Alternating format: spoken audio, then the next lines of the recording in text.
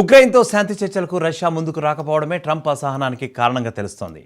ఎందుకంటే రష్యాపై ఆర్థికపరమైన కొత్త ఆంక్షలు పరిశీలిస్తున్నట్లుగా కూడా ఇప్పటికే ట్రంప్ హెచ్చరించారు.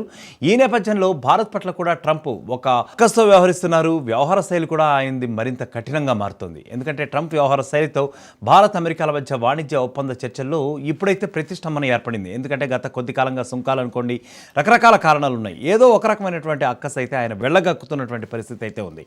రష్యా నుంచి ఆయిల్ కొనడం అంటే యుద్ధానికి మద్దతు ఇవ్వడమే అని ట్రంప్ పదే పదే చెప్పుకొస్తున్నారు కూడా. తాజాగా కూడా ఆయన మరికొన్ని వ్యాఖ్యలతో బాంబు పేలుస్తున్నారు. ఈ చమురు వ్యవహారం మాత్రం ఆయన వదలటం లేదు. భారత్ను ఏదో ఒక విధంగా దారికి తెచ్చుకోవాలి అనేది ట్రంప్ వ్యూహం. ఈ క్రమంలోనే పాకిస్తాన్తో వాణిజ్య ఒప్పందం చేసుకుని భారత్పై ఒత్తిడి పెంచే ప్రయత్నం చేస్తున్నారు ట్రంప్. మరోవైపు ట్రంప్ బెదిరింపులకు తెలివిగానే సమాధానం ఇచ్చింది భారత్ కూడా. బెదిరింపులకు లొంగే ప్రసక్తే లేదని భారత కేంద్ర ప్రభుత్వ వర్గాలు కూడా ఇప్పటికే నొక్కి వక్కాణించే తేల్చి చెప్పాయి. రష్యా నుంచి చమురు దిగుమతులు నిలిపివేసే ప్రసక్తే లేదని ఇప్పటికే మనం స్పష్టం చేశాం.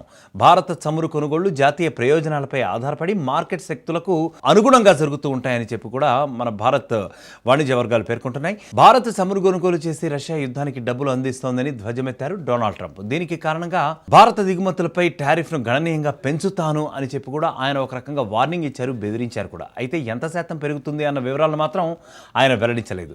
ఇప్పటికే భారత్ నుంచి దిగుమతి అయ్యే వస్తువులపై 25% పరస్పర సుంకాలు అంటే మ్యూచువల్ ట్యాక్సెస్ని, మ్యూచువల్ టారిఫ్స్ని ప్రకటించిన విషయం మనందరికీ కూడా తెలిసిందే. అంతేకాక అదనంగా కూడా ఇంకా ఏదో ఒక పెనాల్టీ కూడా విధిస్తామని బెదిరిస్తూ వస్తున్నారు ట్రంప్. కానీ ఆ పెనాల్టీ ఏంటి అనేది ఇప్పటి మాత్రం స్పెసిఫై చేయలేదు. కొత్త సుంకాలు ఆగస్టు 7వ తేదీ నుంచి కూడా అమల్లోకి వస్తున్నట్లుగా కూడా తెలుపుతున్నారు ట్రంప్. భారత్ రష్యా చమురును భారీగా కొనుగోలు చేస్తుందని, దాంతోనే సరిపెట్టకుండా అందులో చాలా వరకు బహిరంగ మార్కెట్లో మళ్లీ అమ్మేసి భారీగా భారత్ లాభాలు పొందుతోందని కూడా కామెంట్ చేశారు ట్రంప్.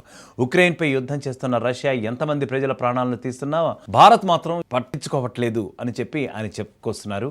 ఉక్రెయిన్ రష్యాల మధ్య గత 3.5 ఏళ్లుగా కొనసాగుతున్న యుద్ధాన్ని ముగించేందుకు ట్రంప్ చేస్తున్న ప్రయత్నాలు అన్నీ కూడా బెడిసికొడుతున్నట్టుగా తెలుస్తోంది. దీంతో ఆయన రష్యాతో వాణిజ్యం చేస్తున్న దేశాలు అంటే మన భారత్ను కూడా బాగా టార్గెట్ చేస్తున్నట్లుగానే పరిస్థితులు చూస్తుంటే కనబడుతూ ఉన్నాయి.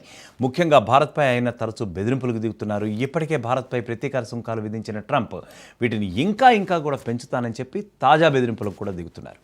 రష్యా నుంచి ఆయుధాలు, చమురు కొనుగోలు చేస్తున్న భారత్ ఉక్రెయిన్తో యుద్ధానికి నిధులు కూడా సమకూరుస్తోందని ట్రంప్ ఆరోపిస్తున్నారు ప్రధానంగా.